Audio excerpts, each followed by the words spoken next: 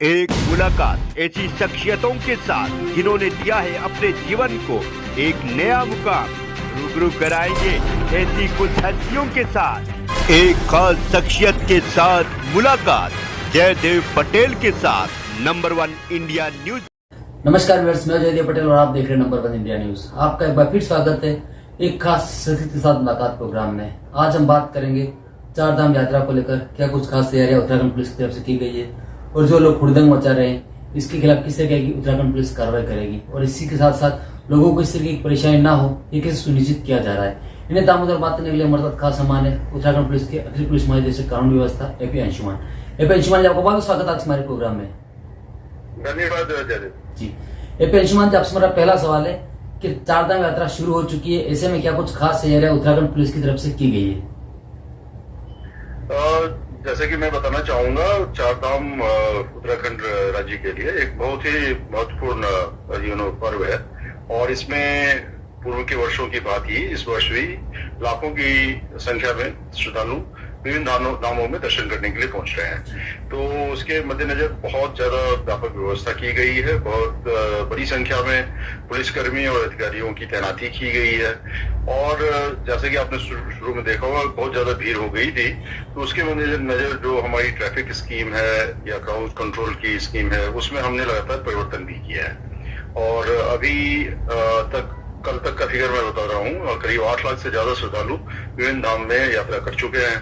करीब 80,000 से ज्यादा गाड़ियों का आवागमन विभिन्न धामों में हुआ है। तो आप इसे ही देख सकते हैं कितनी बड़ी संख्या में लोग यहाँ आ रहे हैं। तो ये भी ये जो यात्रा है वो चल रही है और बहुत ही सुगम तरीके से आज के दिन में चल रही है। आगे भी हम इसको इस तरीके से ही रखेंगे।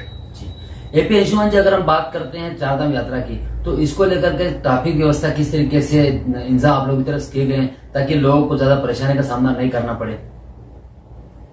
देखिए, जगह जगह पे हमने पुलिस असिस्टेंस बूथ बनाए हैं और उसमें तब्दीली भी करी है। जैसे कहीं पे लगा कि ये जगह सही नहीं थी तो एक जगह से दूसरी जगह पर भी उसका परिवर्तन किया गया है। वहां पे इंटर डिपार्टमेंटल कोऑर्डिनेशन के तहत विभिन्न विभागों के प्रतिनिधियों को भी रखा गया है और जहाँ पे श्रद्धालु आते हैं उनको किसी किस्म की जानकारी की आवश्यकता होती है तो उनको रास्ते में दी जाती है। जाहिर सी बात है, जब बहुत भीड़ होती है तो जहाँ पे भी जो सड़क है वो अगर नैरो है, फॉर एग्जाम्पल अगर गंगोत्री धाम की तरफ जा रहे हैं तो सुकी टॉप से लेकर झाला तक उधर उस इलाके में हमें बैच में भेजना पड़ता है जिसको गेट सिस्टम बोलते हैं। तो यात्रियों की जो गाड़ियां हैं उनको रोक दी जाती है बीच बीच में, तो उस समय वेट करना पड़ता है। मैं आपके माध्यम से ये आग्रह करना चाहूंगा कि जो भी लोग आते हैं वो पुलिस की व्यवस्था में सहयोग करें और जो एक प्रणाली बनाई गई है वो उन्हीं की सुरक्षा के लिए है, उनकी सुगम यात्रा के लिए है। उसी के मद्देनजर हम लोग कार्य कर रहे हैं और जनता के लिए कर रहे हैं, तो उसमें जनता जो है अपना सहयोग प्रदान करे। एपी अंशुमान जी, अगर हम बात करते हैं तो किसी बड़े इवेंट्स हो गए, चारधाम यात्रा हो गए या फिर और कोई बड़े इवेंट्स हो गए उस तरीके के, तो इसमें कानून व्यवस्था की एक महत्वपूर्ण जिम्मेदारी होती है जिसकी जिम्मेदारी आपके पास है। तो ऐसे मेरा ये सवाल है कि कानून व्यवस्था बना रहे, ज्यादा ट्रैफिक हो, ज्यादा भीड़ हो, इसको लेकर जो एक इश्यूज रेस हो रहे हैं वो नहीं हो, इसको कैसे सुनिश्चित किया जा रहा है आपकी तरफ से? देखिए, ये एक सतत प्रक्रिया है। हम लोग हमारी प्राइम रिस्पॉन्सिबिलिटी है कि लोग जो आ रहे हैं वो सुरक्षित यहाँ से दर्शन करके जाएं और कानून व्यवस्था की कोई इस तरह की स्थिति पैदा न हो, उसके लिए हम लोग लगातार प्रयास कर रहे हैं। जहाँ भी कोई छोटी मोटी बड़ी समस्या होती है उसको इमीडिएटली पुलिस के द्वारा डील किया जाता है और जहाँ भी वैधानिक कार्रवाई की आवश्यकता होती है वहाँ वैधानिक कार्रवाई की जाती है। तो इस पूरे धाम की यात्रा में भी कई बार हमने देखा कि भीड़ बढ़ने का कारण क्या है, तो कुछ हमें फेक जो होते हैं ना रजिस्ट्रेशन फॉर्म लेकर के भी कुछ ऐसे टूर ऑपरेटर्स जिनके द्वारा ये किया गया था फोटोशॉप करके, तो हमने उनके खिलाफ वैधानिक कार्रवाई भी करी है, मुकदमा भी पंजीकृत किया है। तो मेरा ये कहना है कि जहां जहां भी जरूरत होती है लोगों को ये सिस्टम के माध्यम से बताया जा रहा है और मैं आपको ये बताऊंगा कि लोग काफी कोऑपरेट कर रहे हैं और यात्रा सुगम तरीके से चल रही है। जी। एपी अंशुमान जी, अगर हम बात करते हैं तो कुछ असामाजिक तत्व होते हैं जो इस तरीके की यात्रा में शराब पी करके या हुड़दंग मचाने का जो कार्य कर रहे हैं, तो उसके अगेंस्ट में उत्तराखंड पुलिस किस तरह की कार्रवाई कर रही है?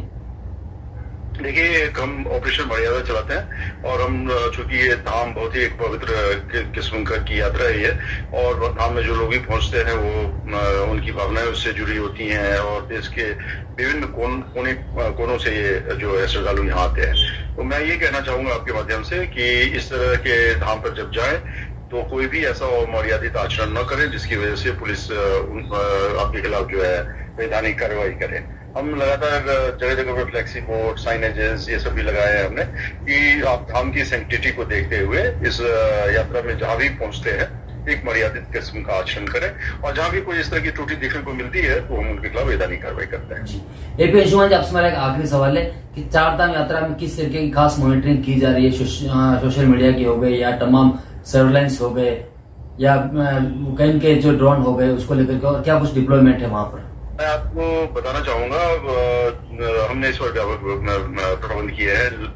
फॉर एग्जाम्पल, हमने चारधाम यात्रा को मॉनिटर करने के लिए हेडक्वार्टर में एक नोडल ऑफिसर बनाया है, और जितने भी यात्रा पर IP बेस्ड कैमरा लगे हुए हैं उनको हमने इंटीग्रेट कर दिया है, जो मेरे मोबाइल पे भी आता है फीड उसका। तो हम जगह जगह पे कितनी ट्रैफिक है, कितनी भीड़ है, उसका आकलन करने में समर्थ हो जाते हैं। साथ ही आपने सोशल मीडिया का जिक्र किया, हमारे सभी जनपदों में सोशल मीडिया सेल जो है वो एक्टिवेटेड है।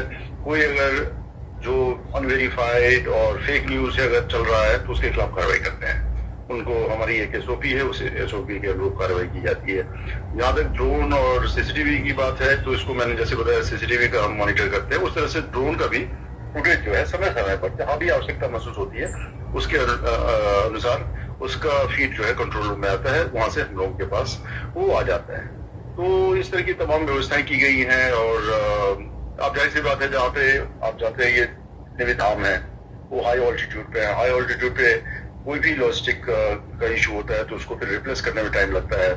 तो ये सब वो रहता है, लेकिन बावजूद इसके हमारा प्रयास जारी है और यात्रा जो है सुगम तरीके से चल रही है। जी, एपी अंशुमान जी, एक कमेंट मैं आपसे और लूंगा कि चारधाम यात्रा में आने वाले श्रद्धालुओं का हमारे माध्यम से क्या कुछ मैसेज देना चाहेंगे जिससे कि उनकी भी यात्रा सरल और सुगम रहे और पुलिस को व्यवस्था बनाने में कहीं न कहीं आसानी रहे?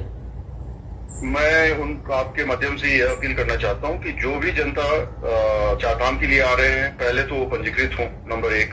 अनरजिस्टर्ड कोई भी न जाए जिससे कि उनको परेशानी का सामना करना पड़े। दूसरी बात, जो पुलिस की व्यवस्था है उस व्यवस्था में सहयोग पहुंचाएं। अगर गाड़ियों की संख्या बहुत ज्यादा है ऊपर में तो नीचे गाड़ियों को रोक दिया जाएगा, उसमें उनको कोऑपरेट करना चाहिए। तीसरी बात ये जो है, जितने भी धाम है उसमें वो मर्यादित आचरण करे, कोई इस तरह का आचरण न करे जिससे उनको पुलिस को जो है वैधानिक कार्रवाई करना पड़े। तो इन तमाम चीजों का अगर ध्यान रखेंगे तो यात्रा बहुत ही सुखद और सुगम रहेगी। धन्यवाद। एपी अंशुमान जी, आपने हमारे लिए समय निकाला, उसके लिए आपका बहुत बहुत धन्यवाद। थैंक यू, धन्यवाद।